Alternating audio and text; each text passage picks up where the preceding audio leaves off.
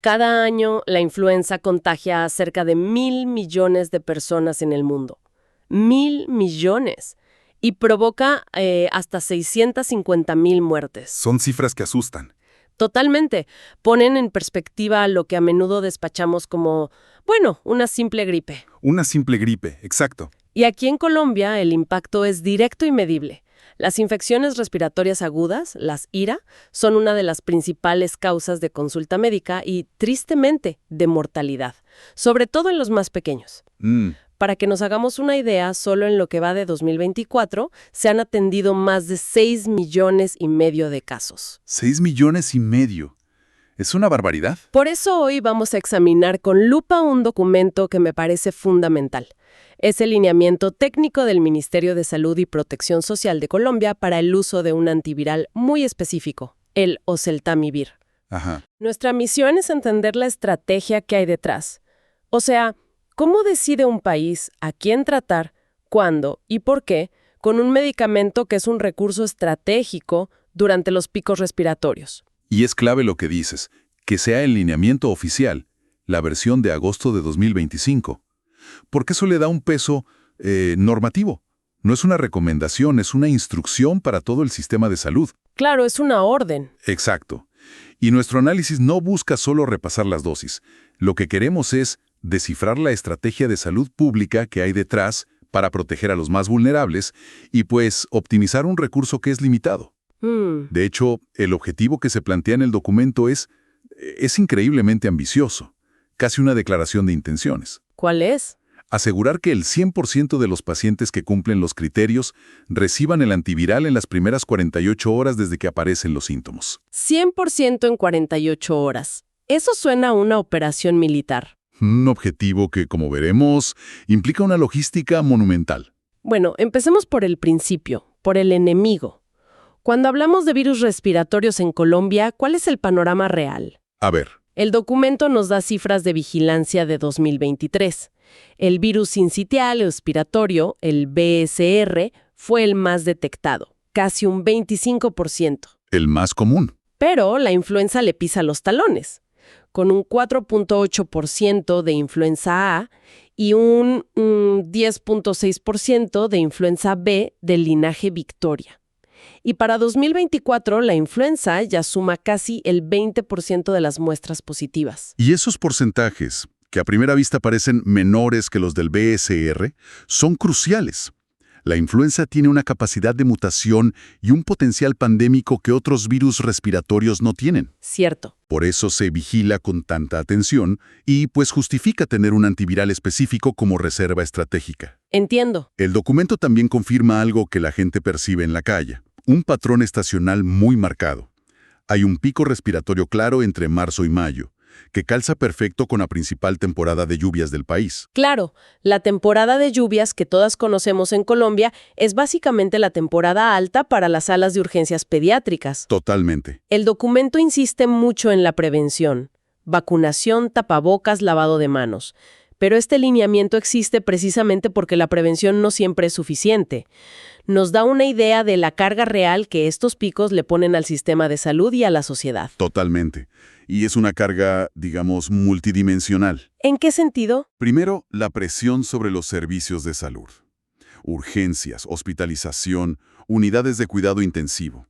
Segundo, los costos de bolsillo para las familias, no solo en medicamentos, sino en transporte, en cuidado. Claro, el ausentismo. Y tercero, justo eso, el impacto económico por el ausentismo laboral y escolar. El informe es muy claro al identificar a los más afectados, los niños.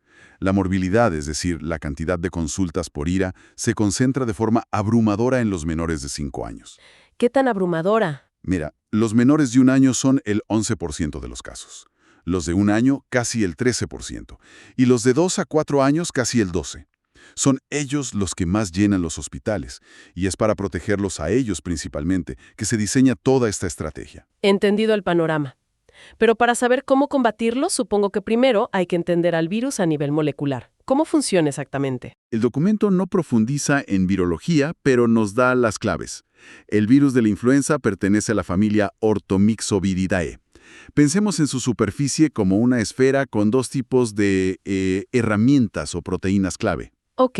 Una es la hemaglutinina, la H. Actúa como una llave maestra para entrar en nuestras células respiratorias.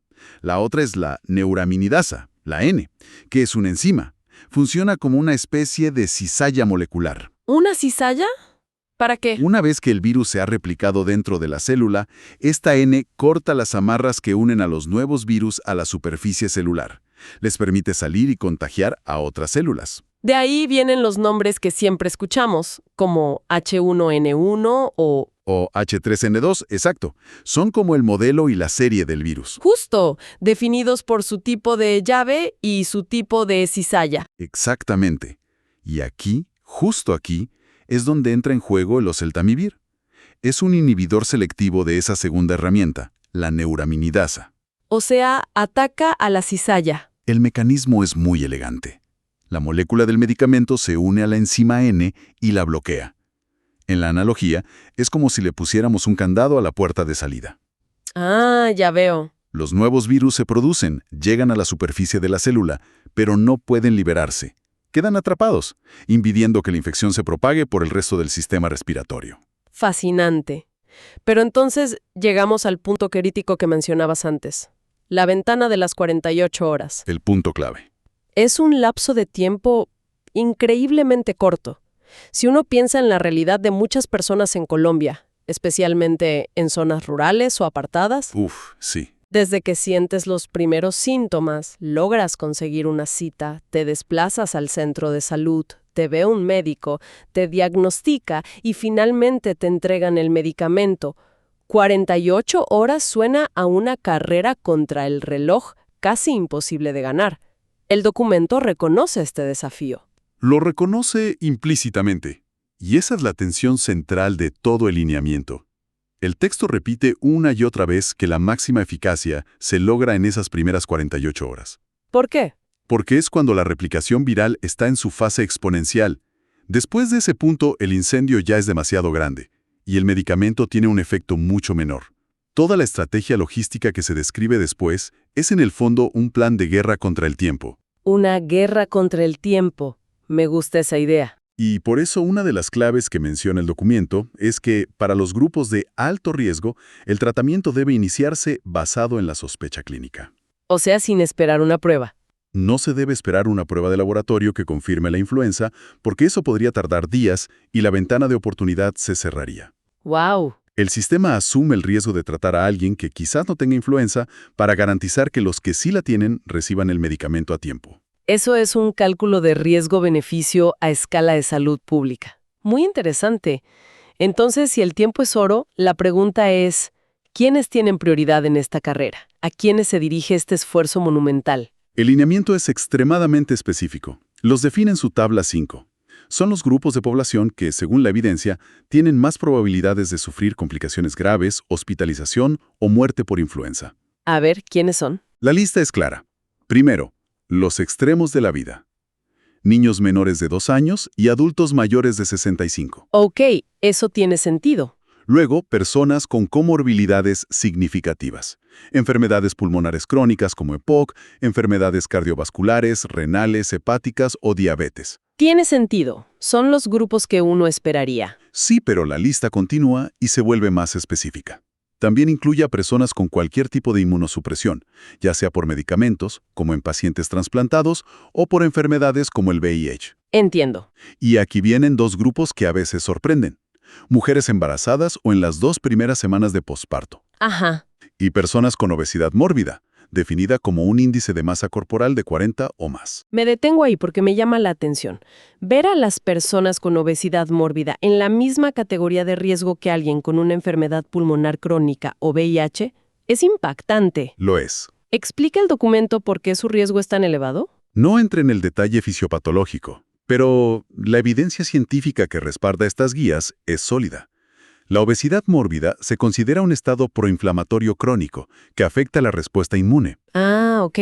Además, el exceso de peso puede comprometer la función pulmonar, reduciendo la capacidad respiratoria y haciendo mucho más difícil manejar una infección como la influenza. Durante la pandemia de H1N1 en 2009, se observó que la obesidad era un factor de riesgo independiente y muy potente. No lo sabía. Por eso están en esa lista de alta prioridad. Lo mismo ocurre con el embarazo, donde los cambios fisiológicos e inmunológicos hacen a la mujer mucho más susceptible a complicaciones. Entendido. Y además de estos grupos, supongo que cualquier persona que llegue lo suficientemente grave a un hospital también calificaría. Por supuesto. El otro gran criterio es la necesidad de hospitalización por una infección respiratoria aguda grave. ¿Cuáles son los signos de alarma? El documento los lista. Dificultad para respirar, una saturación de oxígeno por debajo del 93%, lo que se conoce como hipoxemia, deshidratación o cualquier alteración del estado de conciencia. Si un paciente cumple con esos criterios, se le debe administrar oseltamivir de inmediato, sin importar si pertenece o no a los otros grupos de riesgo. Ahora, hay un detalle práctico que me parece fascinante y un poco alarmante a la vez. El documento habla de la preparación de la dosis para niños, porque no existe una suspensión líquida disponible en el país. Cierto. Esto implica que el personal de salud tiene que, básicamente, fabricar el jarabe en el momento. Suena como un punto de alto riesgo de error. Lo es, sin duda. Y precisamente por eso la guía es tan increíblemente detallada en este punto. Es casi como una receta de farmacia magistral. ¿Cómo es el proceso? Describe el proceso paso a paso. Tomar una jeringa de 5 centímetros cúbicos. Aspirar exactamente 5 centímetros cúbicos de agua. Luego, abrir con mucho cuidado una cápsula de 75 miligramos de adulto. Verter todo el polvo dentro de la jeringa. Con cuidado de no perder nada del polvo, me imagino. Exacto. Volver a poner el émbolo y agitar vigorosamente.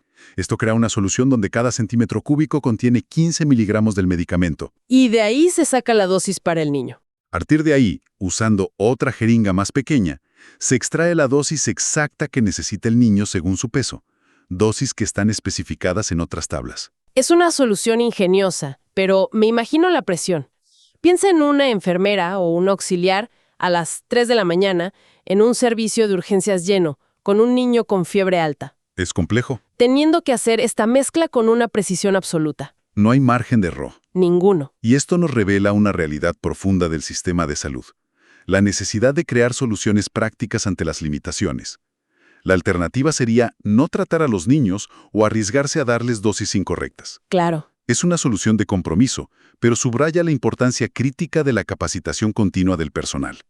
No puedes asumir que todo el mundo sabe hacer esto.